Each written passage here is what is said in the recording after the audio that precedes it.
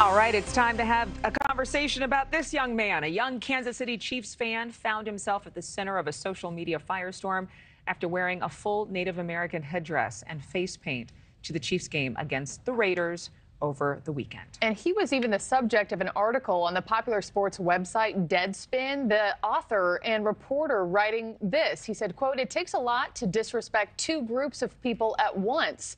But a Kansas City Chiefs fan found a way to hate black people and the Native Americans at the same time." Let's bring in our NewsNation newsmakers of the day. We have Colby Hall, Denise Gitsham, and Vince Coglianese. Okay, Colby, let me just start with you on this one. Just your initial top-line thoughts on the criticism and the hate that this little boy is receiving. It's moronic. It's really dumb. I will say that the image that this was based on that we didn't show was a profile of the fan, the kid, Yes. And so it only showed the black side of his face. But come on, I mean, this is just silly. I mean, I don't know why it was black and red because the Chiefs colors are red and gold, but the idea that this is like somehow sort of offensive to, you know, the indigenous peoples of that area or black people is flatly wrong. And the fact that it's this, you know, one sort of ill-informed writer for Deadspin got it really wrong. And what's weird is the story is still up. It's not been corrected. It's not been clarified in any way. And it just, you know, people are looking for attention, even if it's, you know, parading their ignorance. Yeah, and this young man happens to have Native American ancestry. His grandfather serves on the Santa Ynez Band of Chumash Indians. His mother comes out and says, "Stop it already," to the outrage machine. Vince, we're going to go to you next. You know, I just think that for a lot of people, I've seen these cases. It seems like they've come up more and more now.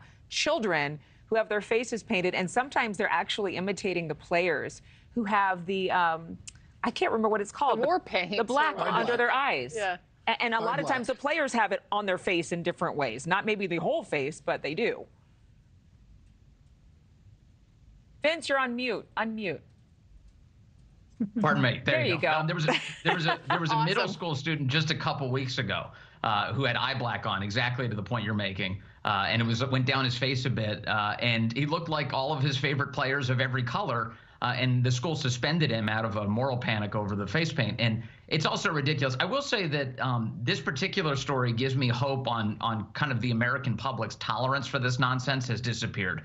A couple of years ago, we saw things like Nick Sandmann, the kid who visited George Washington during the March for Life, and he was attacked as a racist for a photo that was taken of his face, and it was ridiculous.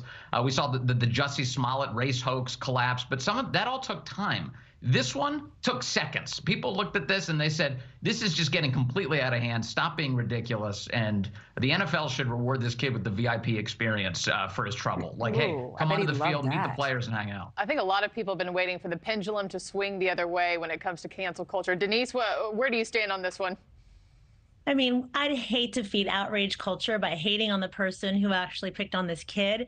But let's be clear, Deadspin is not a news outlet. It's full of people who have an axe to grind, and they'll grind it against anyone, even a child. So I just say pick on someone your own size, guys, or at least your own age.